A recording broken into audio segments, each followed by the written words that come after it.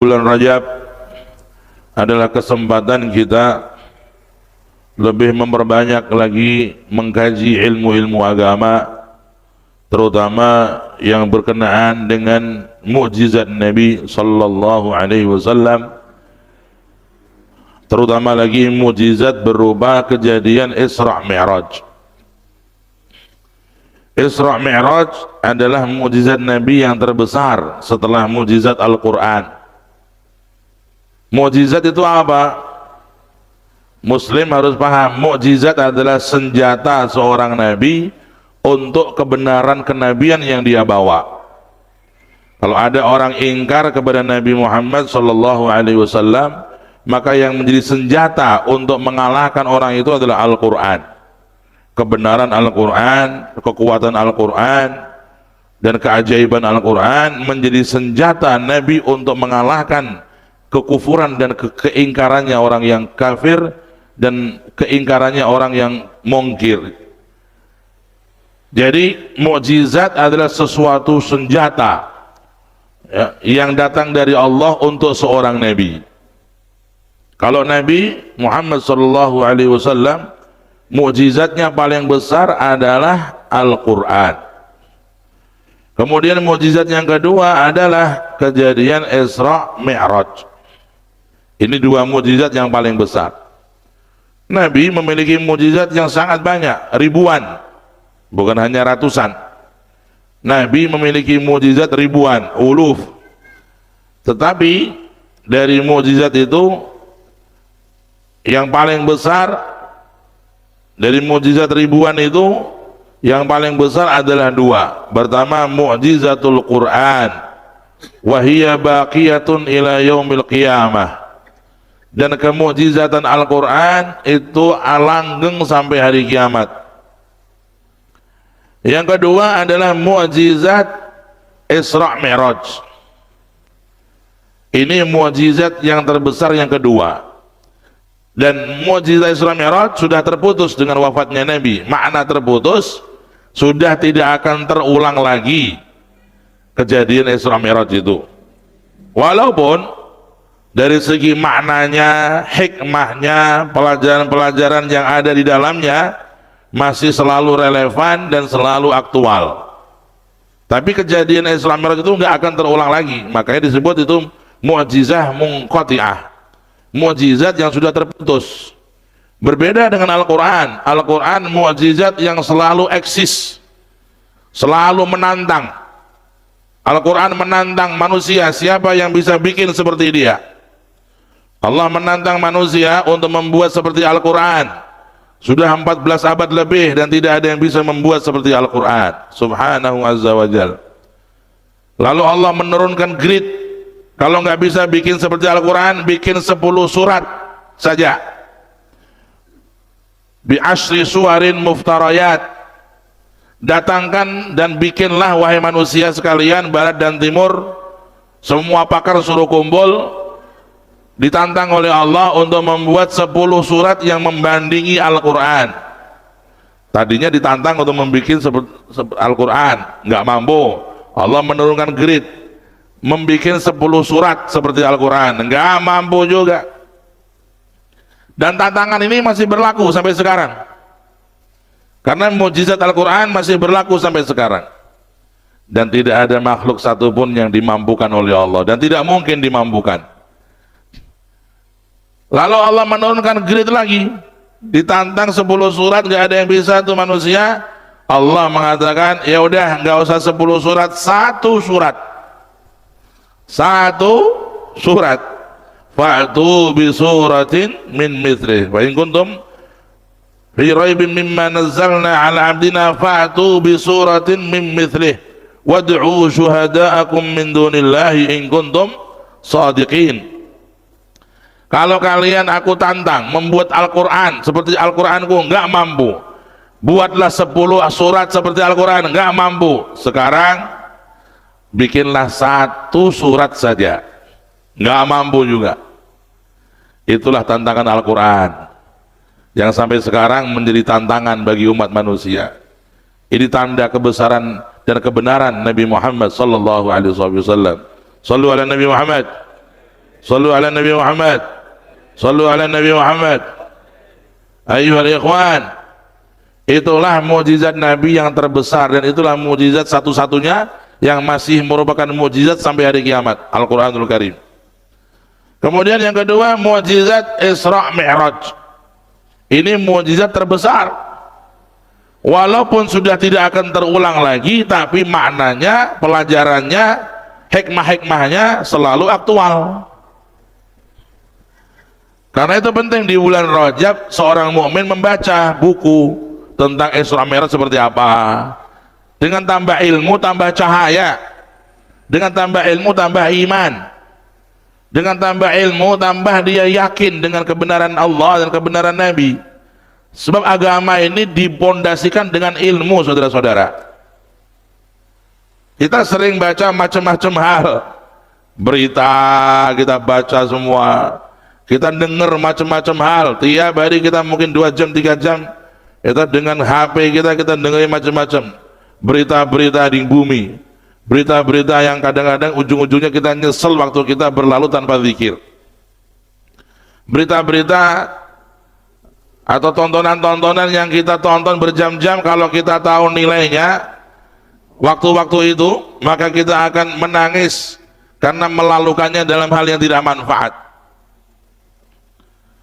Nah, kita coba di bulan Rajab ini, sehari ini saya mau dengar nih tentang apa itu Isra Mi'raj itu. Kita dari ulama-ulama yang terpercaya, dari orang-orang yang memiliki akidah ahli sunnah wal jamaah, kita dengerin tuh apa itu Isra Mi'raj itu. Tambah ilmu, tambah ilmu. Jangan kita senangnya ya tambah duit doang. Orang itu kalau berlalu umurnya, bertambah duit gak tambah ilmu, itu ruginya lebih besar daripada untungnya. Satu hari nih kita tambah duit umpamanya 1 juta, tapi kita nggak tambah ilmu, maka hakikatnya kita rugi, saudara-saudara. Kenapa? Karena umur kita berlalu hanya untuk dapat duit, yang duit itu juga fana, akan kita tinggal, kita nggak akan bisa membawanya ke akhirat, kecuali kalau kita amalkan, kita sedekahkan, kita infakkan dalam kebaikan. Tapi kalau ilmu, kita bertambah ilmu itu merupakan cahaya untuk kita sampai alam kubur kita, saudara-saudara. Mungkin kita muslim, mukmin, kalau ditanya tentang apa tafsir ayat Al-Quran, ma zaghal basaru wa ma tagha, nggak tahu kita maknanya Al-Quran itu. Itu surat Allah, ayat Allah kepada kita, dan kita nggak pernah ngaji, nggak pernah berpikir apa memahami ayat ini. Ma zaghal basaru wa ma tagha, laqad ra'a min ayati rabbihil kubra. Sesungguhnya Kanjeng Nabi pandangannya tidak pernah salah.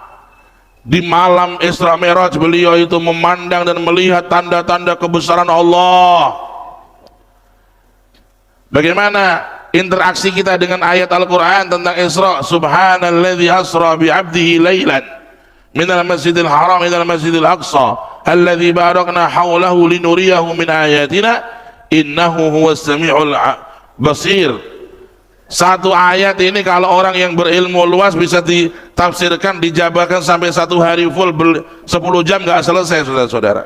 Tapi kita karena nggak punya ilmu, kita nggak bisa ngomong 1 kata pun tentang ayat Al-Quran kalamullah ini. Ayyuhal ikhwan, betapa jauhnya kita dari ilmu, dari memahami firman Allah. Padahal Allah sudah mengingatkan kita, jangan kita membaca Al-Quran tapi kita nggak mau merenungkan. Afala yatadabbaruna al-Qur'ana ama ala qulubin akfaluha. Orang itu kalau baca Al-Quran tiap hari mungkin ketemu 1 ayat yang dia belum tahu arti, langsung dikaji. Apalagi sekarang sudah banyak itu yang namanya akses tafsir-tafsir kiai, ulama, langsung, atau terjemahan yang terpercaya, tafsir yang terpercaya, langsung dibuka, apa ini makna ayat ini, dibuka langsung, mungkin 5 menit dapat ilmu dia. Tapi kita sering baca Al-Quran berlalu ayat demi ayat, kadang-kadang kita pengen tahu tapi kita malas, nggak mau buka, nggak mau mencari, nggak mau mengkaji. Inilah yang ditegur oleh Allah dalam Al-Quran. Afala yatadabbaruna al-Qur'ana am ala qulubin aqfaluha. Kenapa manusia itu tidak mau mentadabburkan Al-Quran? Tidak lain karena hati mereka terkunci. Na'udzubillah min dzalik. Ya, hati kita dicap oleh Allah terkunci karena kita enggak kepingin memahami Al-Quran. Sahabat Nabi namanya Ibnu Abbas, umurnya baru 10 tahun. Umur 10 tahun. Anak-anak kita tuh 10 tahun umurnya. Apa kata Ibnu Abbas? Ma min ayatin nazalat, ma min ayatin min ayatil Quran illa waqad alimtu aina nazalat wa fima nazalat.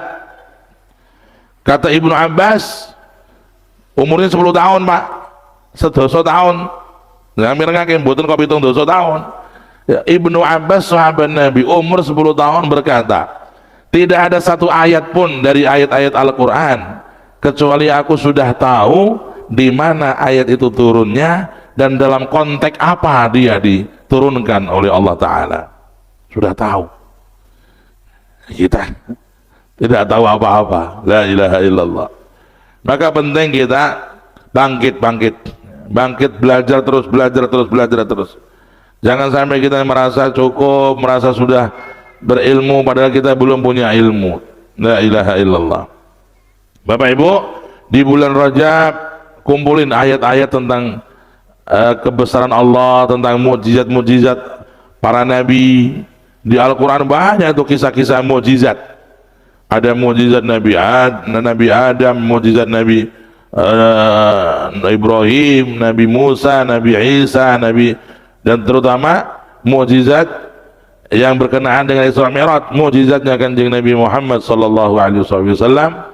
Ya, pelajari supaya kita dapat ilmu. Ketika dikatakan dalam Al-Quran itu subhanalladzi asra bi 'abdihi lailan, kenapa Allah berkata lailan? Kok tidak dikatakan al-laila?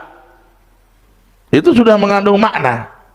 Al-Quran itu tidaklah menyebutkan satu kalimat atau satu tasdid atau satu alif lam kecuali memiliki makna yang tajam dan dalam. Kata para ulama, ketika Allah mengatakan Maha Suci Allah yang telah memperjalankan hambanya yakni Nabi Muhammad dari Masjidil Haram ke Masjidil Aqsa di lailan. Kalau kita mengartikannya dengan bahasa Indonesia ya nggak bisa kesentuh, karena bahasa Indonesia nggak bisa mewakili bahasa Arab, nggak bisa. Al-Quran apalagi, dalam Al-Quran ada namanya nakiro, ada ma'rifat, ada balaghah, ada mutlak, muqayyad. Ini semuanya mengandung makna. Kalau kita mengartikan nih, subhana maha suci alladzi, Allah yang asra memperjalankan bi abdihi hambanya minal Masjidil Haram, dari Masjidil Haram Mekah ilal Masjidil Aqsa, sampai ke Al-Aqsa, asra bi abdihi lailan, di malam hari. Selesai sudah, lailan selesai, di malam hari saja, nggak ada makna yang mendalam. Tapi kalau kita buka tafsir, buka ilmu ma'ani badi bayan, Allah mengatakan lailan liddalalah ala syai'ain, untuk menunjukkan dua makna. Al-awwala, yang pertama, yadullu ala azamati tilkal lailah li'anna tankir, ya, karena menyebutkan lafaz nakirah di situ bimakna ta'zim, seperti Ibnu Katsir menukil lailan ay wa ayya lailin, wa ayya lailin, ini di waktu malam, malam yang paling indah, malam yang paling berkah, kata para ulama. Maha suci Allah yang telah memperjalankan hambanya di malam yang paling agung. Itu cara mengartikannya kalau dengan ilmu bahasa Arab. Kalau diartikan di malam hari begitu ya selesai sudah, tapi nggak ada makna yang dalam, karena lafaz nakirah di situ bimakna ta'zim. Maha suci Allah yang telah memperjalankan hambanya di malam yang sangat agung, malam yang spesial, malam yang luar biasa, makanya dikatakan lailan, bukan al-lailah. Kemudian yang kedua, kata para ulama ahli tafsir, Allah menyebutkan kalimat al-lailan itu dengan nakirah liyadullu ala ismil lailiyah walau juz'an minha qalila. Dikatakan di situ dengan kalimat nakirah agar memberikan makna bahwa kejadian Isra Mi'raj Nabi dari Mekah ke Aqsa itu terjadi dalam waktu yang super singkat. Dari mulai Mekah ke Aqsa, dari Aqsa ke langit pertama, kedua sampai ke langit ketujuh, sampai ke Arsy, dan balik lagi ke Mekah tidak lebih dari 4 jam. La yazidu an arba'ati sa'ah. Kama dzakara dzalika katsir minal ulama al-bahithin. Tidak lebih dari 4 jam. Padahal zaman dulu dari Masjidil Haram ke Masjidil Aqsa itu kalau orang dengan ngebut saja naik onta itu 1 bulan, syahran kamila. Ngebut. Sekarang mungkin pesawat. Kita ke Yordania dulu, wah, Mesir dulu, prosesnya panjang. Itu Nabi bagaimana itu? Ya namanya mukjizat. Mukjizat itu pasti sesuatu yang gak masuk akal, yang irrasional. Makanya kita wajib berimannya dengan hati. Kalau kita pakai akal, ya nggak mampu akal kita. Kok iso? Gak percaya. Engkau jadikan akalmu di atas ayat Allah, celakalah. Jangan menjadikan akal di atas firman Allah. Kalau Allah sudah berfirman, walaupun nggak masuk akal, yakini. Kalau Allah sudah mengatakan, walaupun akal kita nggak sampai, yakinkan akal kita untuk manut dan ikut apa kata Allah. Jangan dibalik. Kalau kita suka membalik-balik ayat, kita patok dengan akal kita lama-lama menjadi orang fasik, orang kufur, wal'iyadzubillah. Karena ini termasuk iman kepada hal yang gaib, saudara-saudara. Ya, kita iman ada kejadian Isra Mi'raj, ini iman gaib tentang hal yang gaib. Bagaimana Nabi menceritakan, beliau, aku ketika malam Isra Mi'raj bertemu dengan Nabi Adam di langit pertama, dengan Nabi Yahya, Nabi Isa langit kedua, dengan Nabi Yusuf di langit ketiga, dengan Nabi Idris di langit keempat, dengan Nabi Harun di langit kelima, dengan Nabi Musa di langit keenam, dengan Nabi Ibrahim di langit ketujuh. Ini Nabi cerita, Rasulullah cerita. Dan hadisnya itu mutawatir. Terus kita nggak percaya. Nah, ini adalah orang-orang yang menjadikan akalnya adalah jurang kecelakaan bagi dia. Kenapa? Karena akalnya dijadikan di atas Al-Quran. Jangan sampai kita memiliki pemahaman semacam itu, saudara-saudaraku. Jadikan akal kita alat untuk memahami Al-Quran. Bagus. Tapi kalau sudah pada titik tertentu akal nggak mampu, iman saja deh, hatinya ditampilkan. Amantu billah wa bikalamillah. Saya iman kepada Allah dan dengan firman-firman Allah. Selesai. Kalau kita ingin menghakimi Al-Quran, maka salah kaprah itu. Wah, nggak percaya saya, masa Nabi dari Al-Haram ke Al-Aqsa dengan kecepatan semacam itu berapa detik? Ya nggak tahu, aku nggak percaya. Orang yang nggak percaya Isra Mi'raj kafir. Orang yang tidak percaya mukjizat Isra Mi'raj dihukumi kafir karena dia menafikan Al-Quran. Al-Quran mengisbatkan, dia menafikan. Begitu juga orang yang tidak percaya Mi'raj. Kalau Isra saya percaya, Mi'raj Nabi ke langit sampai ke Arsy saya nggak percaya, kafir juga. Seperti mana yang disampaikan oleh Al-Imam Nawawi, wa ajma'atil ummah ala anna man ankara al-Isra wal Mi'raj alladzaini hadatsa lin-nabi fahuwa kafirun. Para ulama sudah sepakat, barang siapa mengingkari mukjizat Isra Mi'raj yang terjadi pada Nabi, maka dia dihukumi kafir. Wal'iyadzubillah. Maka kita insyaallah di sini semuanya orang yang yakin dan beriman. Saya mau tanya, yakin atau yakin? Yakin atau yakin? Yakin dengan Nabi? Insyaallah kita diterima yakin kita oleh Allah. Amin Allahumma amin ya rabbal. Saudara-saudara, Di dalam kejadian Isra Mi'raj itu banyak kisah-kisah, banyak teladan-teladan dan pelajaran. Kalau diceritakan panjang, kita ambil beberapa hal.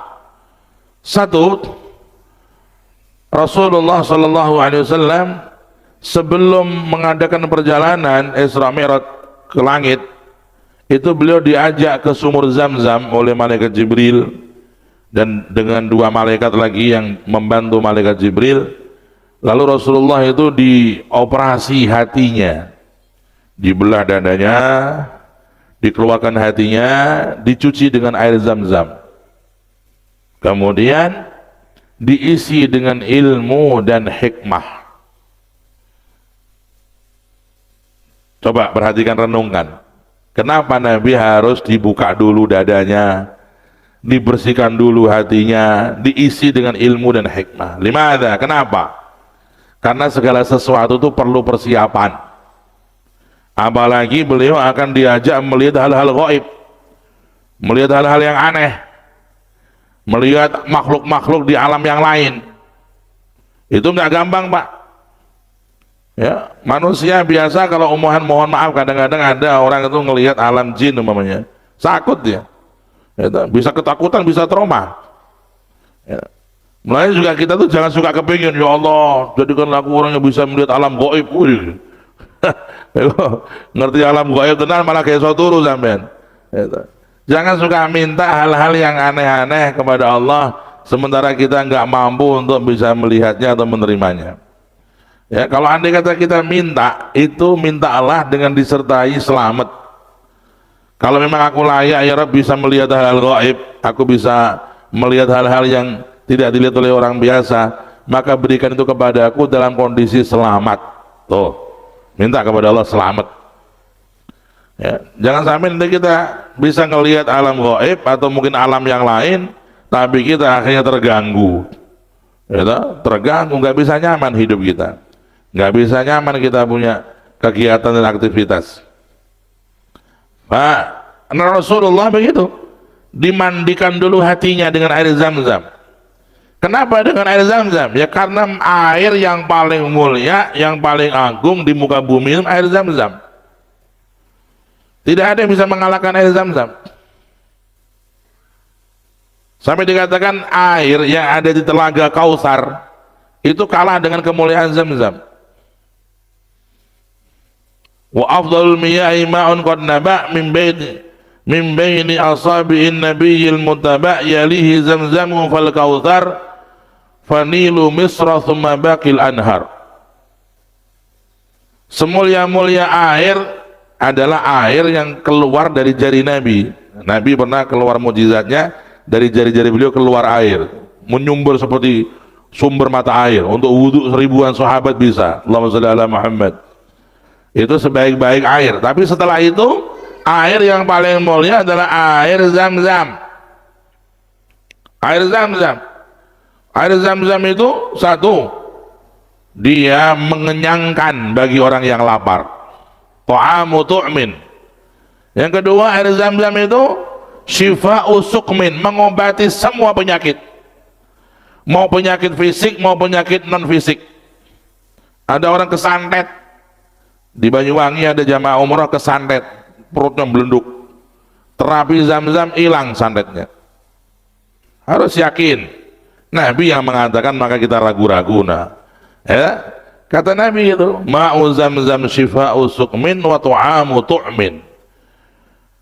Air Zam-Zam itu obat dari segala penyakit, baik yang penyakit fisik maupun non fisik. Ada orang punya penyakit pengapuran di lehernya sampai mau dioperasi, pengapuran stadium tinggi, mau dioperasi tapi ada resiko. Ini kalau berhasil ya berhasil, kalau enggak bisa lumpuh. Takut gimana nih? Dikasih saran, udah bapak langsung ke Mekah aja, terapi air Zam-Zam. Selama di Mekah enggak minum kecuali Zam-Zam, pulang sembuh Pak. Dicek di laboratorium sudah nggak ada lagi itu pengapurannya. Allah Maha Kuasa menghilangkan penyakit-penyakit yang berat, yang dahsyat, yang katanya menakutkan. Allah menghilangkannya dengan sebab bau Zam-Zam. Maka orang yakin kepada Allah, keagungan Zam-Zam, ya. Bahkan banyak orang yang ininya rodok dedel, rodok gak pati cerdas, itu jadi cerdas gara-gara Zam-Zam, dengan berkahnya Zam-Zam. Ada orang ketika minum Zam-Zam dia meniatkan agar mudah menghafal Al-Quran, dimudahkan oleh Allah. Ada ulama yang dia minum air Zam-Zam dengan niat supaya dia alim seperti gurunya. Fabalagha dzalikal al-martabah wa fabalagha tilkal martabah. Yaqul Imam Syarbini, "Saribtu ma Zam-Zam biniyat an ablugha mablagha syaikhi." Aku niat minum Zam-Zam dengan niat agar aku alim, allamah, luas ilmuku seperti guruku. Fabalaghtuha, dan Allah memberikan itu kepadaku. Jadi semua hajat. Lihat, bahasan ini ku kabeh hajat bisa, tapi pakai tata caranya. Ya, ada tata caranya kita minum Zam-Zam, ada niatnya, dan juga harus yakin kepada Allah Subhanahu Wa Taala dan janji Rasulullah Sallallahu Alaihi Wasallam. Allahumma shalli ala Muhammad. Rasulullah dicuci dulu hatinya dengan air Zam-Zam ketika mau Isra Mi'raj untuk persiapan. Segala sesuatu perlu persiapan. Ini kita masuk Ramadan suruh siap-siap. Mulai Rajab ini kita persiapan. Banyak istighfar bulan Rajab, nanti Sya'ban banyak sholawat. Ramadan kita langsung yaitu on air dengan Al-Quran. Kenapa? Karena Al-Quran itu dosis tinggi. Orang-orang kayak kita ini kalau baca Quran bosan. Orang kayak kita ini hatinya kotor, baca Quran tuh malas, berat rasanya, bawaannya berat. Duh, terus terang. Ya, kulon jenengan ini mau Quran abot apa enteng? Jawab. Oh, coba banter konangan wong akeh gitu. Orang yang zaman sekarang ini kalau baca Quran berat. Kenapa? Karena hati kotor, Pak. Jangan dianggap Quran itu enteng, berat. Kata Allah, "Inna sanulqi 'alaika qawlan tsaqila." Aku akan turunkan kepadamu wahai Muhammad ucapan yang berat. Qaulan tsaqila, berat. Ya, bahkan Nabi itu kalau kadang-kadang di musim dingin itu beliau kedatangan wahyu itu sampai berkeringat, padahal dingin Madinah itu sampai 6 derajat 7 derajat. Beliau berkeringat saking beratnya wahyu Allah Al-Quran ini. Pernah Nabi di atas onta yang kuat, yang keker. Nabi di atas onta, turun wahyu, langsung ontanya dia brek, nggak kuat. Nah, sing rada mesake ana sahabat niku pinara kali Kanjeng Nabi, duduk dengan Nabi, rupa-rupanya kakinya tuh di bawahnya kaki Nabi, bagian apa ini? Paha. Jadi pahanya dia itu di bawah pahanya Nabi, sedikit gitu. Nah, di tengah-tengah itu Nabi kedatangan wahyu. Itu ketika datang wahyu, si sahabat ini merasakan sikile remuk. Itu faka'annama takassarat rijli. Itu dari beratnya wahyu Allah, ya, kalamullah thaqil, kalamullah azim, ya. Ini karena Al-Quran itu adalah sesuatu yang suci, yang mulia. Maka kalau lisan kita terlalu banyak bohong, terlalu banyak ngomong maksiat, baca Quran itu berat. Orang yang hatinya masih penuh dengan rencana-rencana buruk, rencana-rencana maksiat, baca Quran pun dia masih nggak bisa, berat. Ya, karena itu Sayyidina Utsman berkata, "Lau taharat qulubuna ma syabi'na min kalamillah." Andai kata hati kita itu bersih, maka kita nggak akan pernah kenyang baca Al-Quran. Kita nggak akan pernah kenyang baca Quran karena kita ini masih kotor hati kita. Kita baca dikit udah capek, kita baca dikit kita udah bosan. Astagfirullah, kita mohon ampun kepada Allah.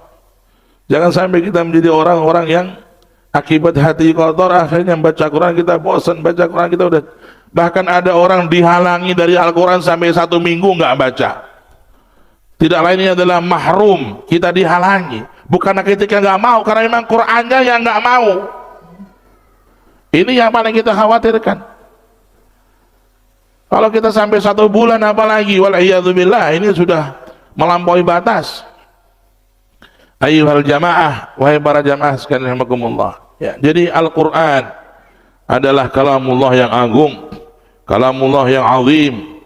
Ayo kita persiapkan untuk bisa asyik dengan Al-Quran di Ramadan nanti. Dengan Rajab ini kita bersihkan dulu, takhalli. Nanti Sya'ban kita tahalli. Nanti kita Ramadan biar bertajalli dengan Al-Quran. Karena Sayyiduna Ja'far As-Shadiq berkata, laqad tajallallahu fil Qur'ani ala ibadih walakin aktsarahum la ya'lamun. Sesungguhnya Allah telah bertajalli dalam Al-Quran kepada para hambanya, tapi sayang kebanyakan orang tidak mengetahuinya. Mana bertajalli? Allah tuh ngajak dialog kepada kita. Ayo kini ngobrol karo aku, ayo kini jagungan karo aku. Sampeyan dijak jagungan karo pejabat, dijak jagungan karo menteri, wes senenge pol. Diajak jagungan karo calon morotua, wes senenge pol. Dijak jagungan karo kiai, wah senenge pol. Ini kita ditawarkan, wahai hambaku, aku kepingin ngobrol denganmu, aku ingin cerita-cerita kepadamu, aku ingin mengkisahkan kepadamu banyak kisah orang-orang soleh yang kucintai supaya kamu jadi seperti mereka. Allah kepingin, tapi kita tidak mampu, kita nggak tahu. Nah inilah saudara-saudara, karena itu penting ya kita persiapan. Wong Kanjeng Nabi sebelum Isra Mi'raj jadi persiapkan dulu, dicuci hatinya, dibersihkan hatinya. Ya, yang paling penting kita yuk hati banyak istighfar. Ya kata Rasulullah, man lazimal istighfar ja'alallahu lahu min kulli hammin faraja wa yarzuquhu min haitsu la yahtasib. Ini hadis bagus ini. Ya. Dan para ulama mengatakan hadis ini sanadnya bagus. Barang siapa yang bibirnya selalu basah beristighfar, tiap saat sambil jalan, sambil duduk, berbaring istighfar, minta ampun kepada Allah, ya. Barang siapa yang dia melazimi istighfar, bibirnya selalu basah dengan istighfar, hatinya selalu menatap Allah minta ampun, maka Allah jadikan untuk dia solusi dari semua masalah, dan Allah akan memberi dia rizki dari yang tidak disangka-sangka dan tidak bisa dihitung-hitung oleh dia. Wa yarzuqhu min haitsu la yahtasib. Semoga Allah memampukan kita. Amin Allahumma amin ya rabbal alamin.